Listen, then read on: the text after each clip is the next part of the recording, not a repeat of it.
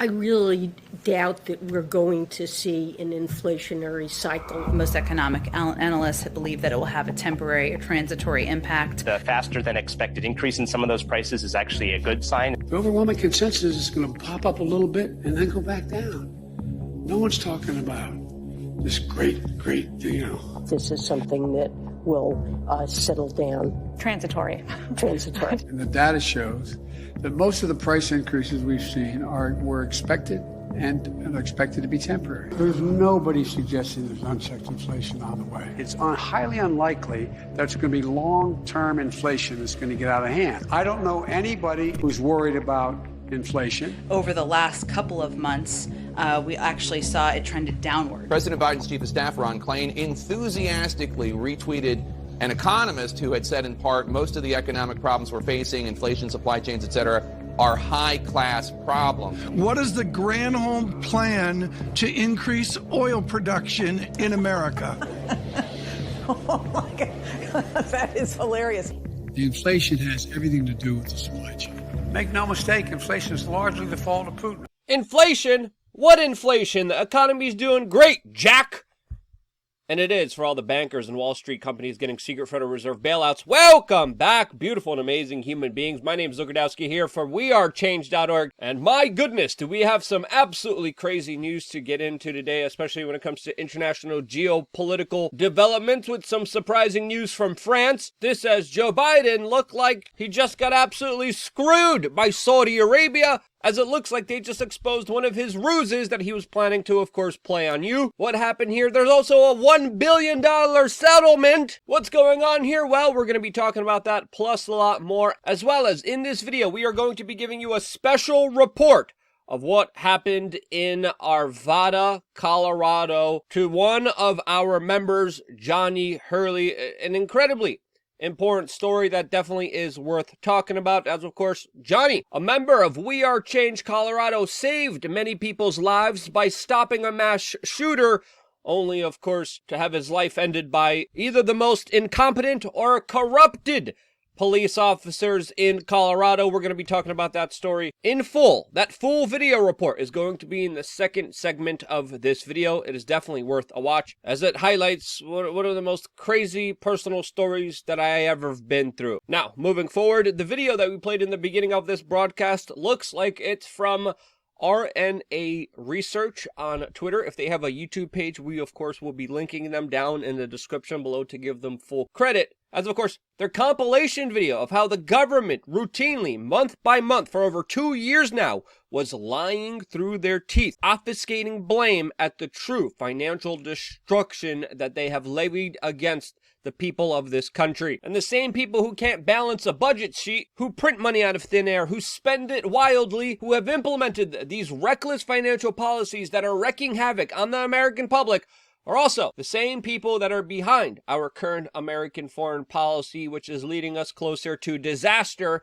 as of course we have warnings after warnings about potential nuclear war with Russia, a major nuclear power. This, as the latest news today, is that top Kremlin officials are once again specifically threatening worldwide carnage, specifically if NATO approves Ukraine for its bid to join NATO. All of this, as former Rothschild banker Emmanuel Macron and the current president of France tweeted, quote, "We do not want a world war," as the French government suggested that it will not be firing nukes if Russia decides to use them in Ukraine, which historically a lot of people are like, yeah, we saw that one coming a long ways away. But don't worry, don't have fear. Your life is in the hands of a very competent leader that just told the world that his son lost his life in Iraq, when in reality he didn't. He died of cancer here domestically, and yeah, that's the man calling the shots here, the president of the United States, that just was significantly undermined by the Saudi Arabian empire that he was threatening consequences for yesterday And today, the Saudi Arabians came out and publicly exposed a plan by Joe Biden himself that, according to the Saudis, had them asking to delay a cut of oil production before the next upcoming midterm elections in order to artificially keep gas prices low so his political party would look good, so you would vote for them. Saudi Arabia just exposed this entire plan to the world and said, hey, Joe Biden was running a ruse on you, was lying to the American people, and tried to screw you over by artificially keeping gas prices low for a short period of time that would have benefited him and him only. Then, of course, the prices would go up. Saudi Arabia, of course, didn't listen to this extortionist request by the Biden administration, the same administration that literally flew to Saudi Arabia and then, after meeting with the Saudi Empire, announced that, of course, Saudi Arabia is in line with them. They're going to be producing more oil. And then Saudi Arabia was like, nope. This is the same Saudi Empire that, of course, the United States has sold an incredible amount of weapons to and has been participating when it comes to their military campaign in Yemen that has created one of the worst humanitarian crises on the world. Definitely not money well spent here, to say the least. And with inflation, who cares about money? This, as of course, Alex Jones was just yesterday in a Connecticut court ordered to pay nearly $1 billion to the family members that he allegedly defamed. This after not even going through an official court trial surrounding the allegations he was arbitrarily found guilty of for allegedly not complying with discovery. And now a jury has awarded the family members nearly $1 billion. This is, again, just the second proceeding, as there is another court proceeding waiting to happen, as Mr. Jones was fined more than the actual guy who actually committed the crime in Connecticut. This is one of the biggest judgment awards in history, really, as of course Purdue Pharma for starting the Oxycontin epidemic. Their executives were fined $634 million in fines for creating the larger destructive opioid epidemic that has gutted this country from the inside, not as much as Alex Jones. And if you remember, we criticized Alex Jones a couple years ago on this broadcast when we thought he deserved criticism, but I think it's fair to say that this latest judgment is a little bit egregious and is laying down the groundwork for regulations and controls that are not going to be looking out for the best interest of the American people. And hey, that's just my opinion. I might be wrong. Let me know if you think I am. But anyway, I have a lot more opinions to share with you, and this is why I will be making another video later on today about some very spicy, hot button issues that we cannot discuss here on this particular platform. Lots of issues, lots of topics, lots of stories that we can't mention that we're going to be only specifically talking about in a brand new broadcast on LukeUncensored.com. If you haven't signed up for it yet, what are you waiting for? You get 3 master classes, which you could take individually yourself and learn about survival, learn about traveling, expatting, hacking, learn about media, YouTube, production, as well as have access to a forum, exclusive merchandise that is available at cost to you that are limited edition pieces. That plus a lot more, all going on later on today on LukeUncensored.com. A new video almost every single day just for members, 50 cents a day. Sign up right now just by clicking the link down in the description below. And now, without further ado, I'm going to play to you the important report that I just did in Arvada, Colorado. A story that I still can't believe actually transpired and happened. That is absolutely surreal. Without further ado, here it is. This is Luke Radowski of WeAreChange.org here in Arvada, Colorado, a site where over a year ago there was an event that unfolded here that is not getting enough media attention. A lunatic, a madman, got some body armor, an AR-15, and he tried to commit a mass shooting event here inside of this square. He was stopped by someone that I knew, Johnny Hurley of We Are Change Colorado. My friend Bruce knew Johnny a lot more than I did. Bruce, can you walk us through what happened here on that fateful day for this crazy event that again needs to be talked about a lot more than it originally has been? Yeah, thanks for covering it, Luke, and thanks everybody for watching and helping keeping Johnny's story alive. So right behind me at this Arvada surplus store, Johnny Hurley was doing some getting ready for a camping trip, and he heard shots fired. And so what Johnny did that day, June 21st, 2021, was something that many of us could say we would do, but would we actually do it? We don't know until that moment. Johnny heard shots fired, he immediately drew his concealed and carry pistol, and he went sprinting across this square. And so we're going to walk across the square and tell Johnny's story. Johnny was an activist with We Are Change Colorado, a very outspoken person of, professing sovereignty and freedom and just being able to speak truth to power on so many of these issues online where others were silent. He was right away calling it out. Johnny was somebody who was always saying he would protect if he was needed to. And so that fateful day, there was a guy, Ronald Troike, that came to shoot a cop, and he actually shot Officer Gordon Beasley right where we're standing right here, and it was tragedy. And what Johnny did was run across this square, and he ran to this brick wall here, and he took a cover, and he shot the shooter. 6 shots, five of them hit, and he shot the shooter before the shooter could hurt anyone else. Now, what happened after that is the big tragedy here, because the cop, that this guy was very angry, this Ronald Troike guy was very angry at a cop that had, had an arrest with a homeless man a week prior, and he was coming to go to war with the Arvada Police Department. And so what's weirdly ironic is that the cop that pissed off the shooter originally was the cop that shot Johnny in the back without warning that day. And there's, a lot of important details here that need to be shared. There's still bullet holes in that restaurant, even though this incident happened, a couple months ago. There's other aspects of this story that I think are very important to talk about before we talk to other friends of Johnny Hurley over there. But another important aspect here is that there's this lunatic wasn't just going after one cop. He wanted to hurt as many people as possible, wanted to go on a mass shooting, killing spree. He had a rifle. He shot and killed one officer. He wanted to hurt more. Johnny intervened, stopped him. What happened then? Because there was some contention, there was some back and forth. The police weren't up front at first. They weren't giving us the details. They weren't telling us what was happening here. They were stalling a lot of the very important questions of what people demanded to know and understand happened here. And then what happened here after Johnny took down this threat? Because this is an important aspect of the story. So Ford Fisher made a documentary about this, and I really recommend typing in Johnny Hurley documentary, and we'll put the link below. But, thank you to Ford Fisher for making the documentary. There was a lot of contention over whether Johnny picked up the AR-15 or not, because it just didn't seem like something he would do. But after talking to his conceal and carry trainer, that it is that you are supposed to completely remove the threat, and so he was trained to go and unload the weapon. And so we didn't really believe it because we just couldn't believe that Johnny would pick up the AR, and we couldn't believe that how could the cop shoot him, in the back, whatever. And so actually, come to find out, he did pick up the weapon, and he had his pistol in one hand, and he had the butt of the gun on his knee, and he was chambering it. He was removing the rounds from the AR-15. And so we did find that out, but it took them 5 months to release this information. I mean, for the first few days, they wouldn't explain who shot Johnny. It took them 4 days to release that the police actually shot Johnny, when they knew that all along. They were just making sure that it didn't hit the mainstream media that weekend, because it was a pro-gun story. It was a good guy with a gun who went and took out the shooter. They just didn't want the thing to be heard that it was the cop that shot Johnny in the back that ruined the day. Yeah. And so, come to find out, yes, they did. Johnny did pick up the AR-15. That doesn't give them any right to shoot. They had ID'd the shooter wearing all black. He had a shotgun, then he went and got an AR-15, but he had boots on, he had a big hat on. He didn't look like Johnny. Johnny was way younger, wearing shorts, wearing a ball cap, wearing red. Johnny was not the shooter.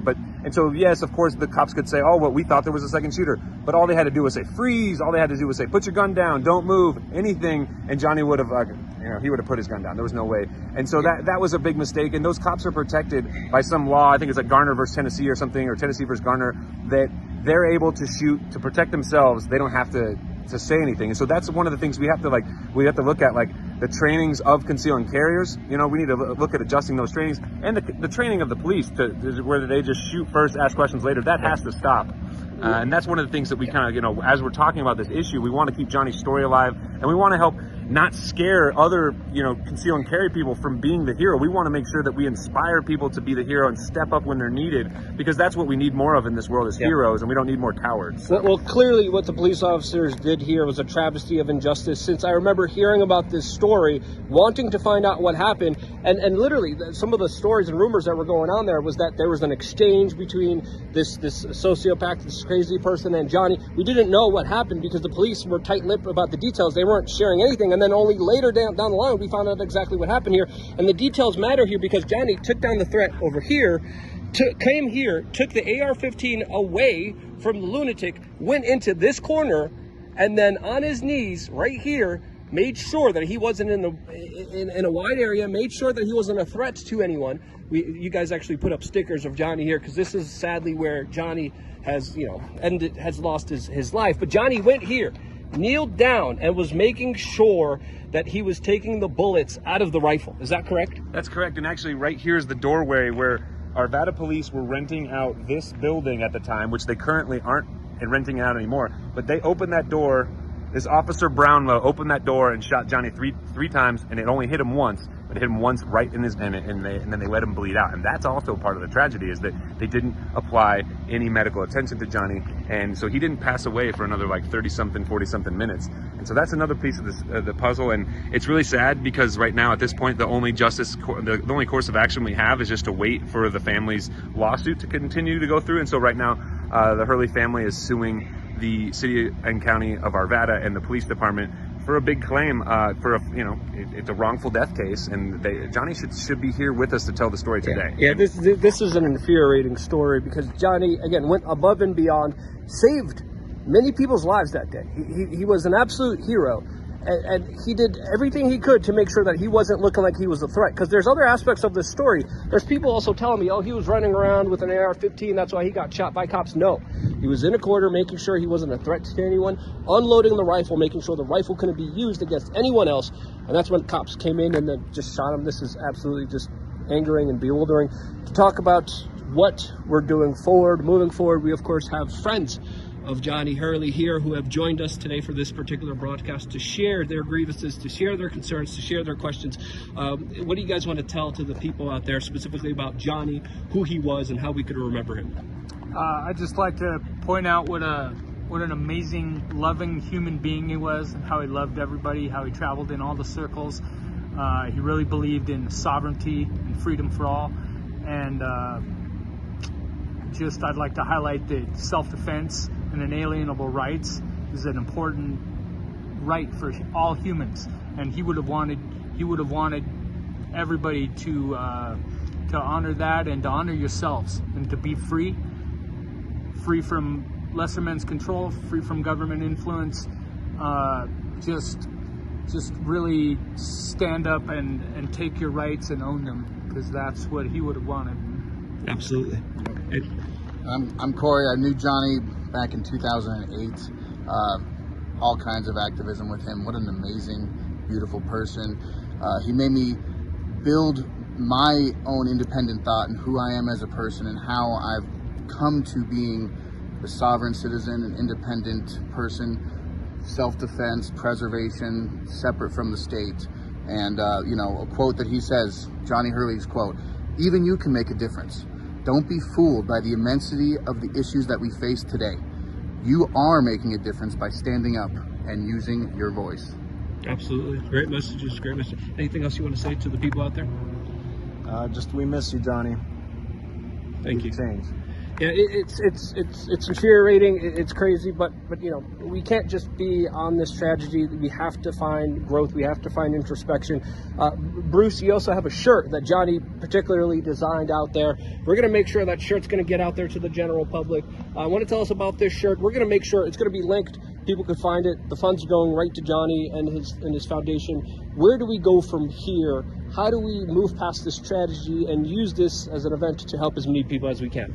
Thanks again, Luke. I think it's really important. Yeah, just the concept, the no masters, no slaves concept. Like, don't let anyone rule you. Like if And this was a shirt Johnny designed. This was a shirt Johnny made heading into Anarchapulco 2018, and so you've probably seen these shirts around, and maybe even saw Johnny. Johnny was actually featured in the Anarchist HBO thing, which is kind of cool to see him reemerge from the other side back in that video. But I think we really just need to live these principles and not just talk about them, but walk the walk. It's like easy for us to say, oh, I would do this, I'm so brave, but it's like, what will you do when the guns get fired? Will you hide, or will you run into action like Johnny did? Because Johnny sprinted into action.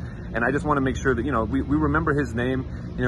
His name was Johnny Hurley. I just want us all to remember that name. And one thing that Johnny I'd like to speak a lot about was the phrase 2 up and 1 down, which means we come in peace, and but we reserve the right to self-defense. And that's something that I think is really important, is that we maintain our right to self-defense, and we don't let these people ruling things try to take away our inalienable rights, like the freedom of speech and the right to bear arms. I think these are things that we have to continue to use. We can't just take for granted. And I think Johnny was all about these principles, and he was always, just speaking his mind on social media, speaking his mind in public. And I just think, for Johnny's legacy to live on for us all, I think it's just to carry forth the torch of being the change and being in the righteousness, living on the right side of history and not cowering, because you're scared of what others might think of you. Johnny wasn't scared that day. Johnny wasn't scared any days before that. He was always speaking about, and I always wondered, like, if Johnny had a chance, like on CNN to talk about if he was like alive, he'd be the kind of guy that might drop a